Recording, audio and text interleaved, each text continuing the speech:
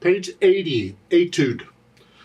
Earlier they were calling it study. A study piece and an etude is the same difference.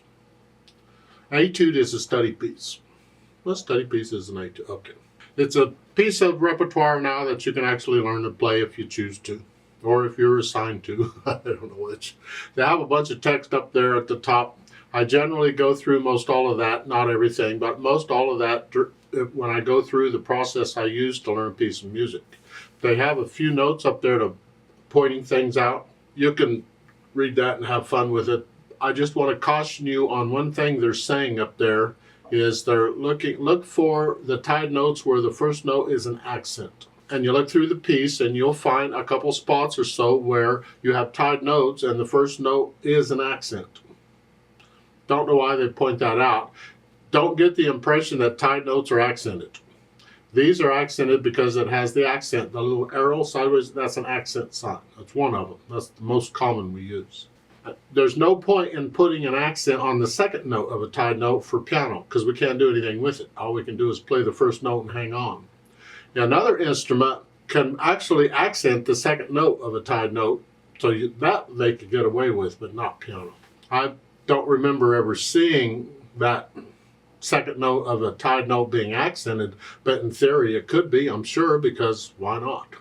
It just doesn't work on piano. We can't do it that way. So I'm going to go through the process I use for learning a piece, and let's see what we get. I look it over. It's 4 lines of music long. Now there is a DC Alfine, so it's longer than that, but I'll come back to that. I do the road map, or what I call a road map is where do you go when. It refers to the old paper maps we used to use when traveling, where we would figure out that was our GPS at the time. So we just use the term road map to where are we going next. The treble clef and bass clef. Now again, those can change in the piece. I'll deal with that when the time comes. Now the key signature, there's no sharps or flats, so it's either C major or A minor. Now if we look at the end, and the end you got to find the fine, because that's where it ends. It's at the end of the second line. We're here.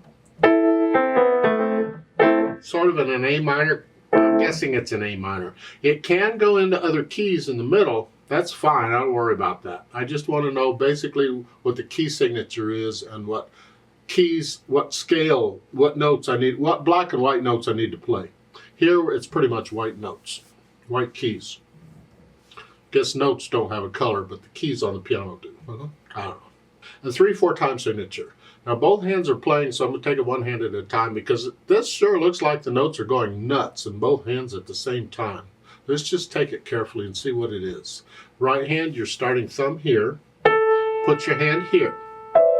You don't need any other finger numbers now until you move, and you don't move until measure 9. So please don't be reading these fingers. It's right here. And at 1 and 2 and 1 and 2. Would you recognize the notes in the first measure? It's just a broken chord, an A minor chord. It makes reading the music a lot easier when you can see these patterns in the music and you realize, oh, it's just a broken chord in this pattern. Rather than saying this note and then this note and then this note, just play the chord. Same thing. Man. So forth. Now the third line down, measure 9, you have to move because now we're up here, thumb here, so we come up from here to here. So we have 2 beats of rest to get there. You got time, it's here. Now we're in the key of C major.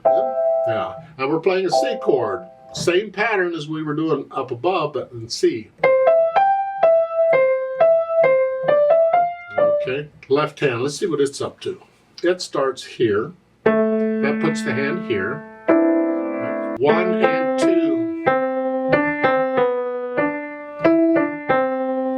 Again, it's basically a broken A minor chord, and don't be reading these other finger numbers. Read the notes. Let's go down to the second line around measure 7.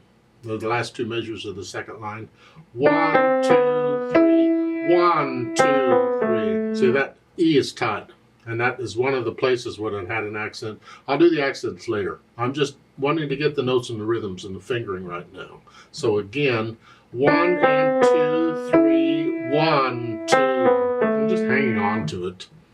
And then for measure 10, we're coming up here. We're moving, but we got a whole measure to get up here. Now we're in the C chord. Okay. Once I can do that, then I put the hands together. And I'll do it slow, and I'll probably hesitate. I don't care. I'm just trying to figure out how the hands and the fingers are working. The first measure is just hand, but in the second measure, I'm here, here, and then here, second finger, and then here. Good. Now at the end of the second line, when I'm here, the right hand's resting as I'm doing that, and as I'm doing that, I got to get the right hand up here. So it's ready to go, and then as I'm playing measure 9, I'll move the left hand up.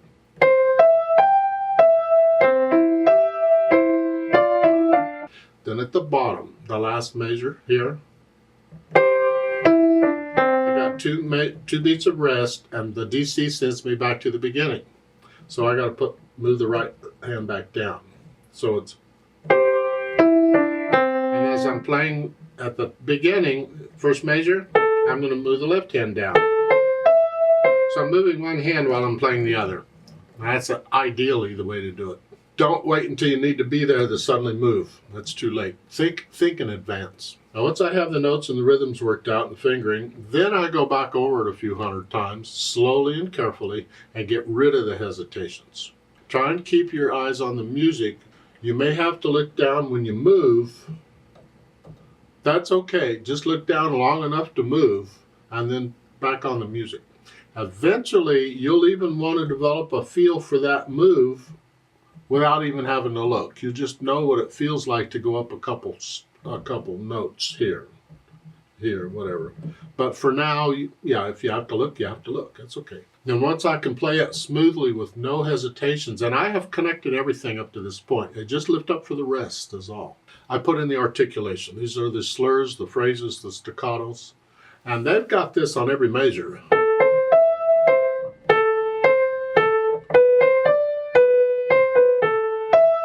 I don't like short phrases. That's a personal thing. It's just choppy, unless that's the mood of the piece. So this business of having a phrase on every measure here at the beginning,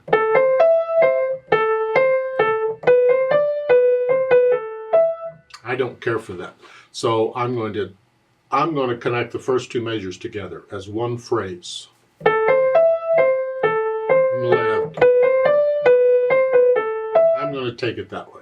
In the left hand, I'm going to take the whole line as one phrase, all three measures.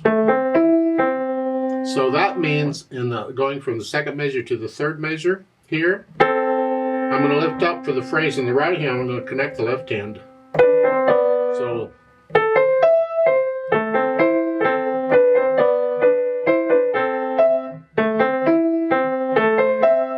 and then the second line is reversed. I'm going to separate the left hand between measures 6 and 7, but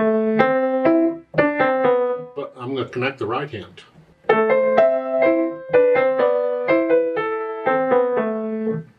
And that's the phrasing. Now that's the way I'm going to do it. You do it however your teacher tells you to do it. The accents on measure 7 and measure 14 in the left hand, you just play it a little louder. So measure 7.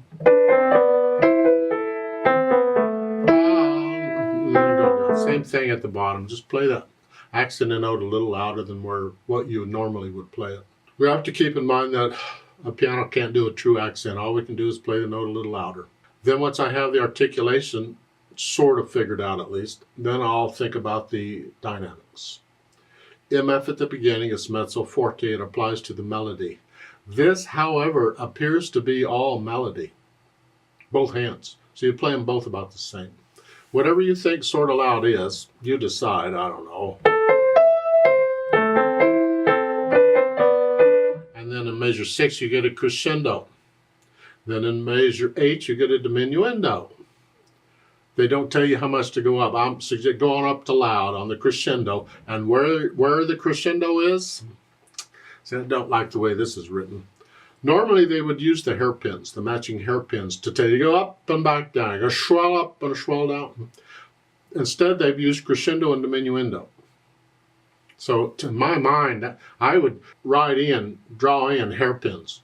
A lot of times in band or orchestra, when they have the words like the crescendo in the menu in the music, I'll take a pencil and draw in an arrow, because it's easier to see the arrow and follow it than it is to read the words. Now, as far as how much we're going to go up, we're going to go up to loud, but how far, how many notes, that's up to the music. What feels right on this? Maybe right there, and then come down. So I'm coming down there on measure 7, come down there. So it's I slowed down. You don't need to slow down. The idea is I went up, and then you're supposed to feel it. They're just kind of using this as a guide to get you there, but otherwise you feel it. Now measure 9, you're loud. Here, both hands.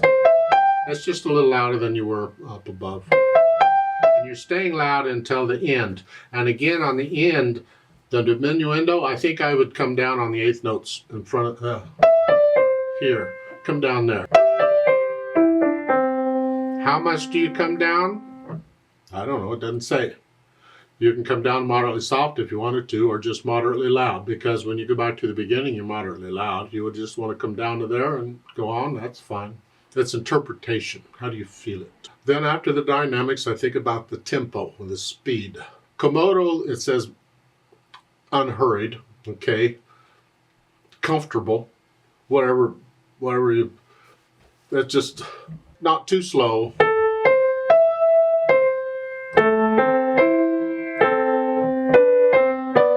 Don't drag it unless you can't play it any faster, because you need a steady beat with no hesitations.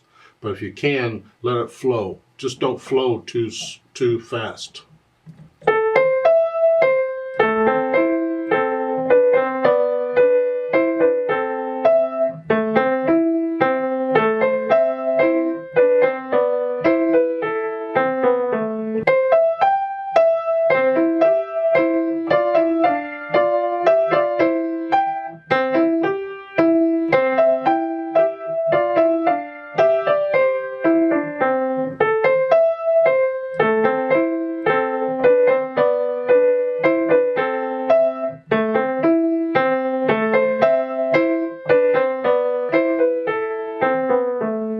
If I played it again, I'd play it differently, because I play by feel. It's whatever I feel like. Remember the natural accents? 1, 2, 3, 1, 2, 3. You have to exaggerate them, but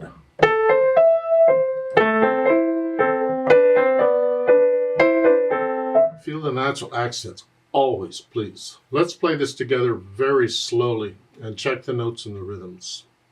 I'll give us 3 counts because it's a 3/4 time. I'm not going to do louds and softs. We're not performing it. We're just checking notes and rhythms. But I will do the DC al fine. 1, ready, and go, and.